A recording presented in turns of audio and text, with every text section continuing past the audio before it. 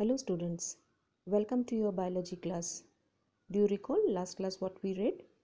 The discovery of cell, the other discoveries regarding cell, unicellular organisms and some of the cells of the human body, different types of cells of human body. Uh, Most of this which you have read in class 8. Now let us start with today's lesson. Today we are going to start with what is a cell made up of. That means what the structural cell itself is the structural and functional unit of life, but how the cell is made up of. You know, you read this in class 8, that is there are the three basic parts of the cell. Let us see. I have already drawn a diagram. Here you see we have marked it as 1, 2 and 3. 1, that is actually the plasma membrane.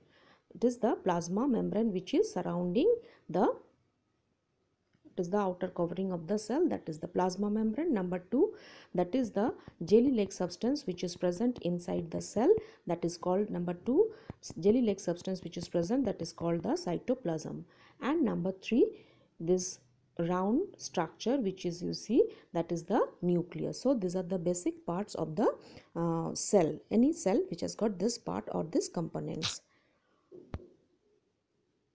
So this is the basic components of a cell. This is plasma membrane, nucleus and the cytoplasm. Plasma membrane, nucleus and cytoplasm, these are the basic parts of a cell. First we will start with the plasma membrane or cell membrane. Now what is cell membrane? The outermost covering of the cell that separates the contents of the cell from its external environment. The outermost covering of the cell that separates the contents of the cell from its external environment, that is called the cell membrane or the plasma membrane.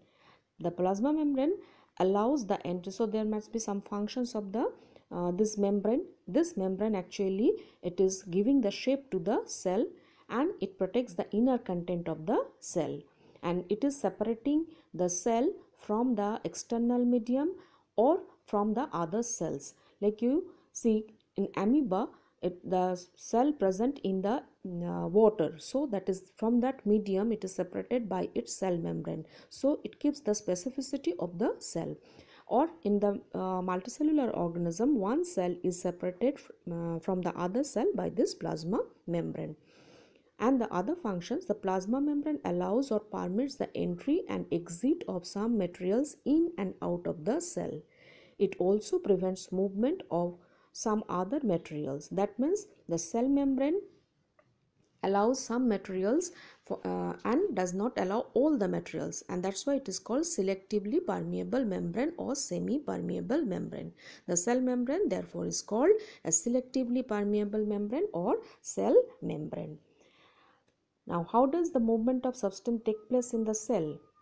Into the cell, how it enters into the cell, or how do substances move out of the cell, how it enters into the cell or how it moves out of the cell.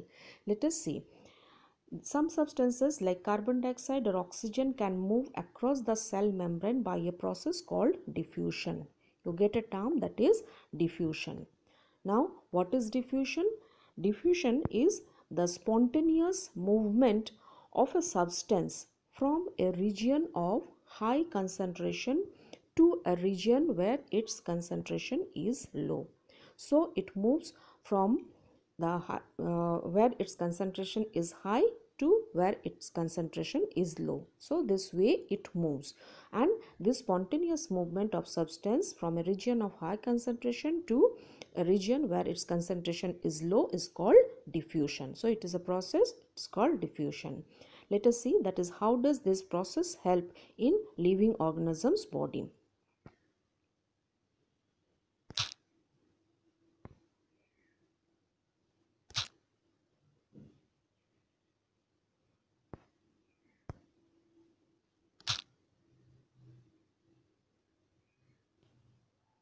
See, I have drawn another diagram. Here it shows that is this is the plasma membrane. This is the plasma membrane, and the inside this is the cytoplasm and the nucleus which is present. Here I have written carbon dioxide is more. Actually, during the cellular activity, when carbon dioxide get produced, and carbon dioxide, amount of carbon dioxide is more inside the cell in comparison to outside. So inside the cell it is more, outside it is less. So what will be the, how it will move? So it is more here and it is less here, so certainly from higher region, higher concentration, it will move to the region where its concentration is low. On the other hand, oxygen which has reached near to the cell, so the amount of amount of oxygen is more out of the cell and inside it is less. So oxygen will, from outside it will move in, because oxygen is more, so concentration of oxygen is more outer surrounding and less inside the cell. So from higher region, higher concentration region, it will move to the low region where the concentration is less. And here carbon dioxide which is more inside the cell and it is less outside the cell.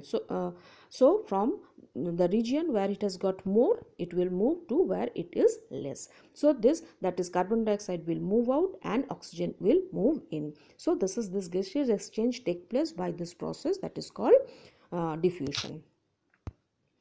So the spontaneous movement of a substance from a region of high concentration to a region where its concentration is low, which is called diffusion, and by this that is gaseous exchange or exchange of gas, that is oxygen and carbon dioxide, take place by means of this process.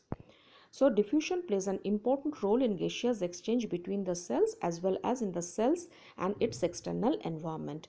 Water also obeys the law of diffusion. So this is not only in the cells, like in amoeba also takes in oxygen and give out carbon dioxide by means of diffusion. Water also obeys the law of diffusion. The movement of water molecules through such a selectively permeable membrane is called osmosis. Now, the movement of water molecules through the plasma membrane is also affected by the amount of substance dissolved in it. So, movement of water molecule from a region of higher concentration to a region where the concentration is low through a semi-permeable membrane, that is known as osmosis. And this movement of water across the plasma membrane also affected by the amount of substances dissolved in water. Thus, osmosis is the passage of water from a region of high concentration through a semi-permeable membrane to a region of low water concentration. Now, if we put an animal cell or a plant cell into a solution of sugar or salt, what we are going to observe? It may be three cases. So, number one, you will find the medium surrounding the cell has a higher water concentration than the cell, meaning that the outside solution is very dilute. If the solution is we have placed a plant cell or an animal cell in a solution and the solution is very dilute, the cell will gain water by osmosis. So what change you will find? That is, the cell will gain water by osmosis and the cell will swell up.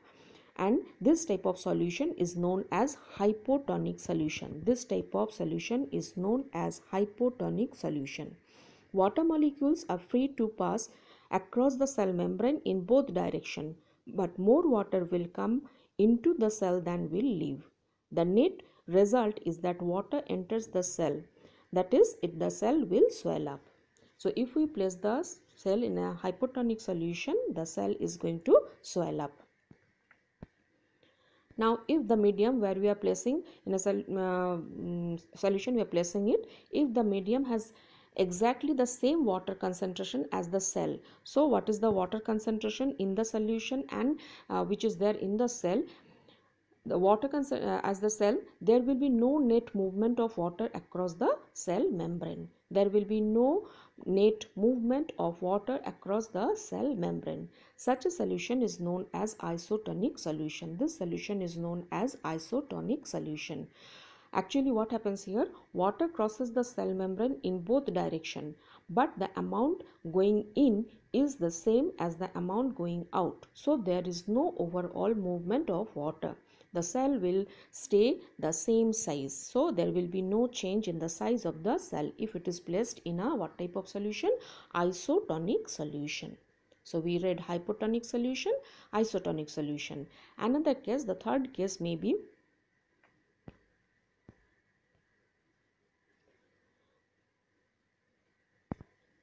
if the medium has the lower concentration of water than the cell, meaning that is very concentrated solution. The cell will lose water by osmosis. Such a solution is known as hypertonic solution. This type of solution, which is a very concentrated solution, is called hypertonic solution. And what change we will see, that is the cell will shrink. Here water crosses the cell membrane both direction, but this time more water leaves the cell than enters it. Therefore the cell will shrink. Thus osmosis is a special case of diffusion through a selectively permeable membrane.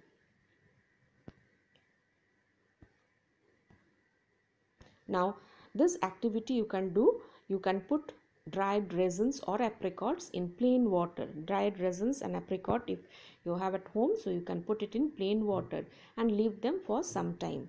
And after that you will take it out and put it in concentrated solution of sugar or salt. Now and you observe this.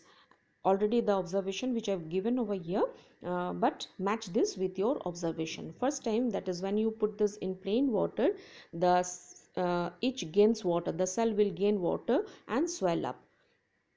And when you place it in the sugar solution or the salt solution, you will find that is the water, it will lose water and it will shrink. So first it will swell up and next it will shrink. So what you need to do, you put the dried raisins or apricot in plain water first, and after that you put it in salt solution or sugar solution.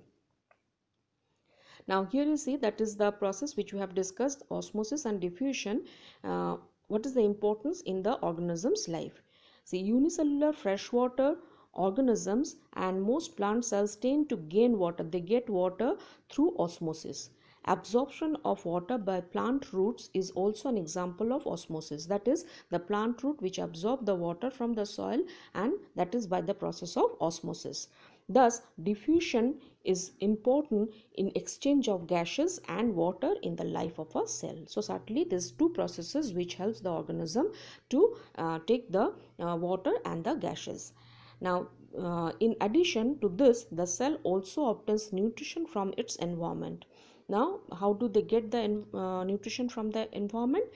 Different molecules move in and out of the cell through a type of transport requiring use of energy from the ATP. This is called active transport. Later on in higher classes you are going to read about this, but this is also it goes through this plasma membrane, this active transport, that is certain molecules moves in and it moves out by the use of some energy getting from the ATP, that also it is called active transport, and certainly this is also going through the plasma membrane.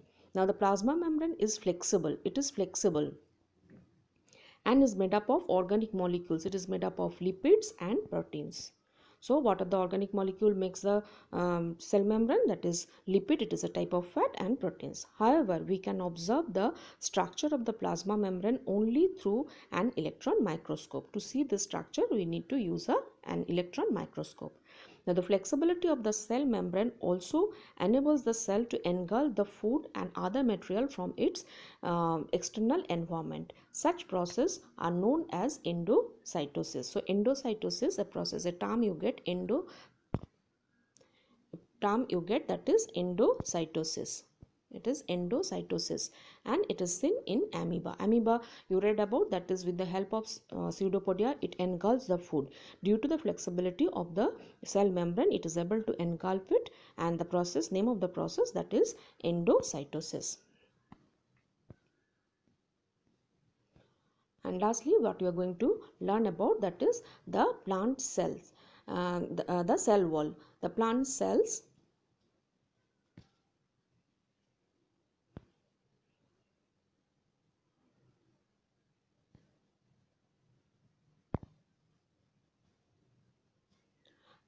cell have got an extra boundary outer to the cell membrane, that is called the cell wall. So plant cells, in addition to the plasma membrane, have another rigid outer covering called the cell wall.